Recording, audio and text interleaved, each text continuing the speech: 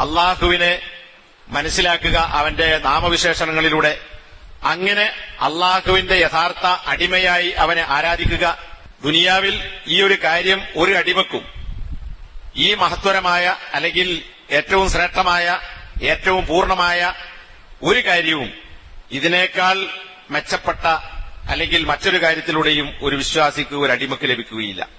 അതുകൊണ്ട് തന്നെ അള്ളാഹുവിന്റെ അവന്റെ അടിമകൾക്ക് അവൻ നൽകിയിട്ടുള്ള ദാനങ്ങളിൽ ഏറ്റവും ശ്രേഷ്ഠമായ ദാനമാണ് റൂഹു തൗഹീദി വറൗഹുഹു എന്ന് പറയുന്നത്.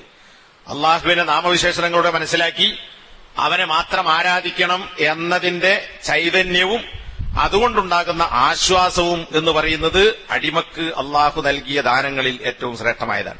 അള്ളാഹുവിന്റെ ദാനം നമുക്ക് ലഭിക്കുന്നത് പണം കിട്ടുക എന്നതല്ല, മറിച്ച് അള്ളാഹുവിനെ അറിയുക നാമവിശേഷണങ്ങളിലൂടെ. അങ്ങനെ പഠിച്ചു മനസ്സിലാക്കിയ ഒരുത്തൻ അള്ളാഹുവിനെ മാത്രം ആരാധിക്കുക എന്ന തൗഹീദിന്റെ ചൈതന്യവും അതുകൊണ്ടുണ്ടാകുന്ന റൗഹ് ആശ്വാസവും ഒരടിമക്ക് കിട്ടുന്നു. അപ്പൊ പണമുണ്ടാകുക, വീടുണ്ടാവുക, ജോലിയുണ്ടാവുക, കുടുംബമുണ്ടാവുക, സന്താനങ്ങൾ ഉണ്ടാവുക എന്ന ദുനിയാവിൽ എന്തൊക്കെ കാര്യങ്ങളുണ്ടോ അതിനേക്കാൾ വലിയ ചൈതന്യവും ആശ്വാസവും അള്ളാഹുവിന്റെ നാമവിശേഷണങ്ങളിലൂടെ അവനെ മനസ്സിലാക്കി തൗഹീദ് ഉൾക്കൊള്ളുക എന്ന ദാനമാണ്.